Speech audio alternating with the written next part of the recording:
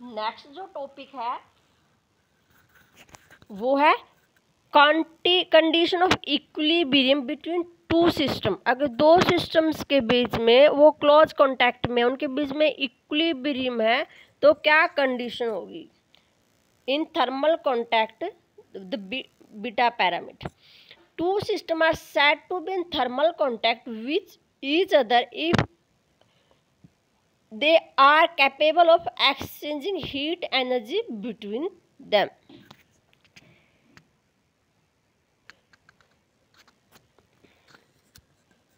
ये एक total system है, इसको हमने टू सिस्टम में डिवाइड कर दिया, वन एंड टू, जो are in close contact, they are exchanging their heat. E1 energy first system की और E2 सेकेंड की है, और जो टोटल एनर्जी है वो क्या है? E1 plus E2 is equal to E। Consider two system, let V1 and V2 be their volume and E1 and E2 be respectively their energy in equilibrium state. Equilibrium state most probable state है, और at this state there will be no exchange of heat. System कब तक heat exchange करेगा? अगर वो contact में है, जब तक वो थर्मल इक्विलिब्रियम को अटेन नहीं कर लेता। तो जब वो एक thermal equilibrium, equilibrium state, both the system will have maximum energy. The probability of the system one possessing energy E1 is given by PE1 is equal to K1 WE1, क्योंकि जो probability एनर्जी की वो किस पे depend करेगी? उस system के अंदर कितनी माइक्रो स्टेट, कितनी उसकी थर्मोडायनेमिकल प्रोबेबिलिटी है।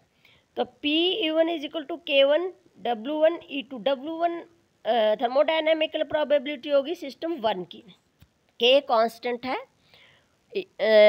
थर्मोडायनेमिकल प्रोबेबिलिटी रिप्रेजेंट के number of micro state in energy range E1 E2 del E naught, और जो डेल ई नॉट लिया वो वेरी स्मॉल क्वांटिटी है, कि बिल्कुल हम एग्जैक्ट E1 ना कह के कि एक रेंज में होंगे।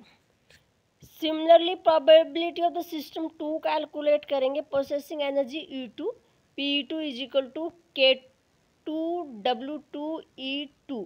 W2 रिप्रेजेंट कर रही है number of microstates of the system.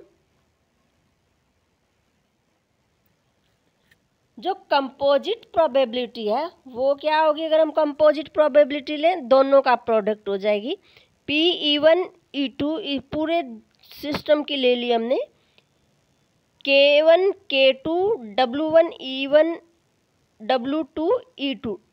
W1 और W2 हम जो number of in terms of energy ले रहे हैं, तो जो डायनामिक प्रोबेबिलिटी W1 वो किसके फंक्शन हो जाएंगे? एनर्जी के। अगर एक सिस्टम इक्विलिब्रियम स्टेट पर है तो जो प्रोबेबिलिटी है उस केस में क्या होगी? मैक्सिमम होगी। दोनों साइड हमने लॉग ले लिया, इसको हम सिंप्लीफाई कर रहे हैं, और उसका फर्स्ट डिफरेंशिएशन कर दिया विद रिस्पेक्ट टू E1, और सिंप्लीफाई करने के बाद हमारे पास जो आया हुआ है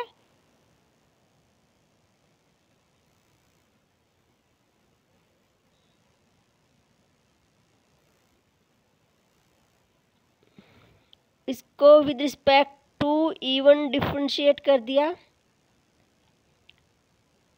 K का किया, फिर K2 का किया, फिर इस लॉग के W1 का किया, फिर लॉग W2 का किया डिफरेंशिएशन। अब जो K और K2 है ये एनर्जी इंडिपेंडेंट है, प्रोबेबिलिटी तो ये 0 होगी इनकी वैल्यू।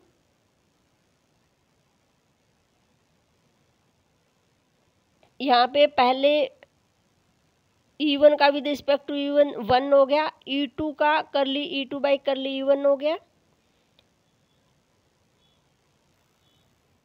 अब यहाँ इसका जब हम डेरिवेटिव करेंगे DE2 बाई E1 के रिस्पेक्ट में इस इक्वेशन में का E2 is equal to E minus E1 का, तो E करली E2 बाई करली E1 यहाँ से क्या आ जाएगा, उसकी वैल्यू क्या आ जाएगी -1। वो वैल्यू हम यहाँ रख देंगे, इसको फिर फर्दर सिंप्लीफाई करेंगे।